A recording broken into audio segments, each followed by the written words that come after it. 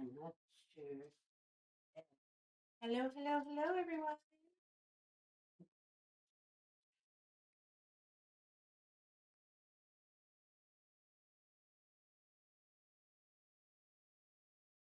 How's everybody doing today?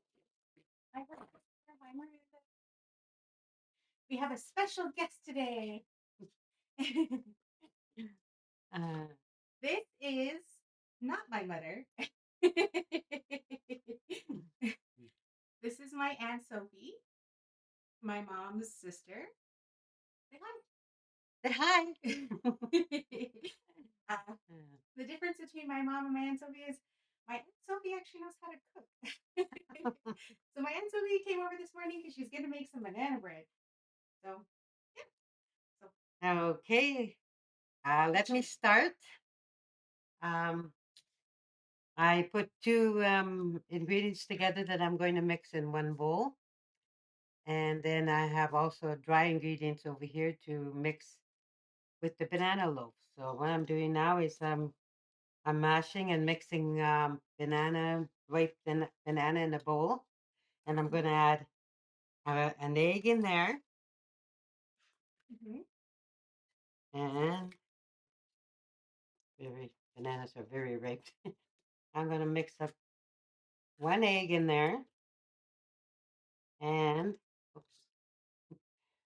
also after mixing this, I'm going to add half a cup of mayo.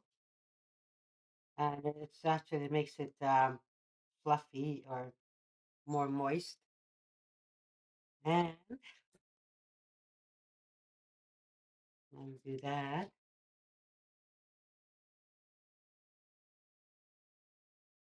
And half a cup of mayo.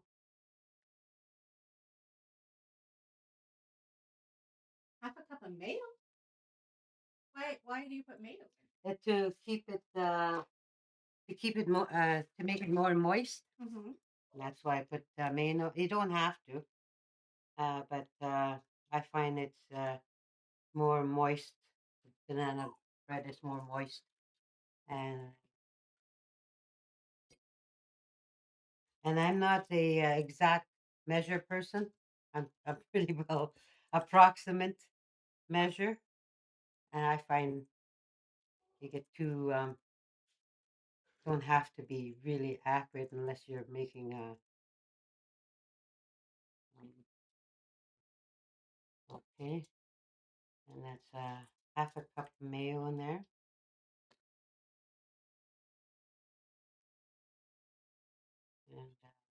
And they say to put a cup of sugar in there. I find that it's a bit too sweet with a cup. You can almost taste the sugar in it. So I put half a cup instead. Mm-hmm. And mix that in there. And a teaspoon of vanilla. I'm not sure what that does. Makes it sweet. Really? Yeah. A teaspoon.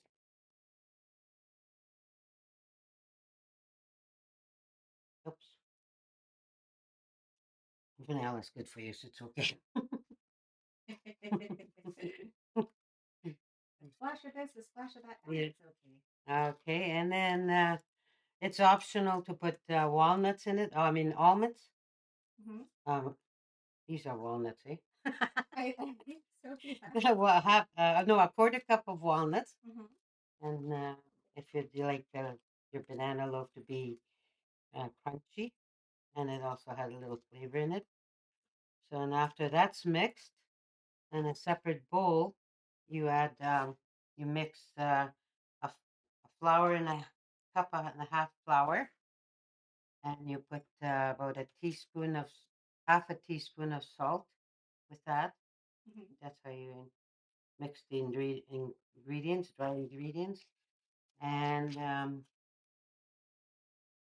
and 2 teaspoons of baking powder, not baking soda. That's one thing I almost got confused one day while I was making this. Mm-hmm. Okay, and that will be a two teaspoon of baking powder,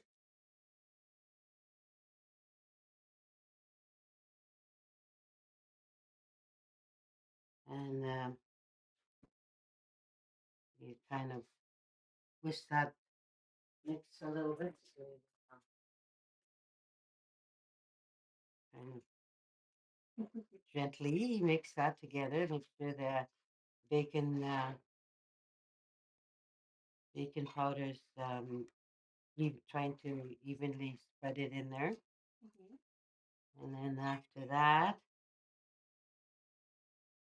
then you whisk it in the banana mixture,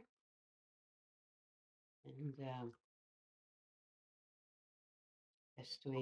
best way you can. I think I asked you this before, but how did you bake and how come you're more better cooking a baker than your sister?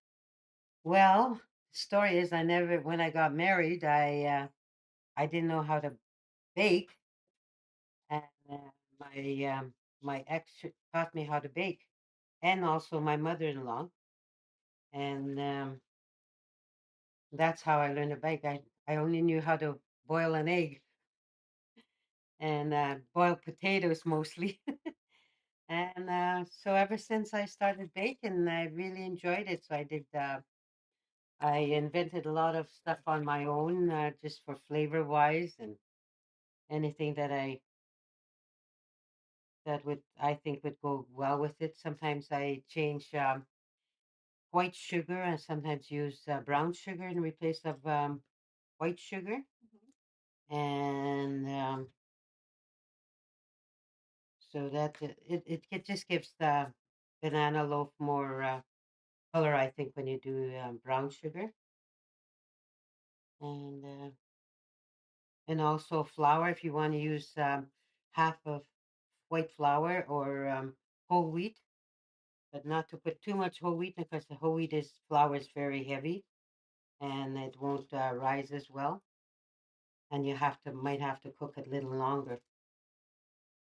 So as soon as you mix it the best way you can and trying to make sure the flour is mixed properly, you don't have any dry um, mixture in it, dry flour in it, and it's kind of like a almost creamy, and it's not going to pour very well in the bacon dish, but that's okay. It'll eventually it'll eventually will smooth out in the bowl in the bacon dish. So now that's all nicely and creamy. So now I am going to transfer it over to the bacon dish and make sure that you don't have to use a loaf pan, but you can use it just an ordinary baked dish also. Mhm. And you know, sometimes it'll be just a cake. It'll look like a cake too. Sometimes some people like to put uh,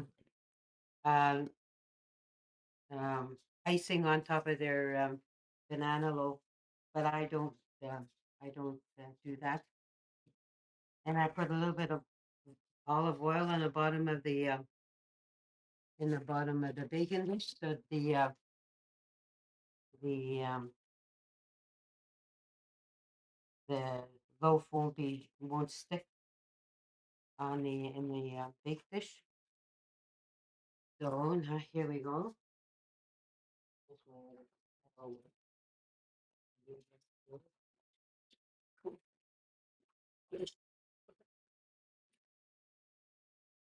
Now I'm ready to put it in a bowl. I just use spatula to put it in the bowl. Does the because we always left our ripe bananas, but is Mhm. there like how ripe the bananas have to be, or does it matter? They have to be they're ripe better, and if they're too ripe, um, they don't taste banana taste. Your banana loaf won't taste like a banana loaf. If it's too ripe, they don't. It doesn't take the mixture very well. So they have to be ripe. And they can also, when you freeze your bananas, you can also uh, use the bananas that are still frozen. Also, it's good that way. And then you just sort of shake your bacon dish and evenly loaf in there. There, then it's done. You bake it at 350 temperature, and for about approximately an hour. But you have to keep checking. And also, when you know it's done, either use a knife or a toothpick and poke it in the center. And if it comes out clear, then you know it's done. But this is a sample after it's cooked, uh, especially if you're using a loaf pan. This is how the results. Yay. Okay, so now I'm going to enjoy this. Then that one's gonna go in. This one's going to go in. Wow, that was, you did say we're gonna do for 20 minutes. Yes, in about 45 minutes to an hour. Mhm. It should be done, and then check it before just to make sure. And that's how you make a banana bread.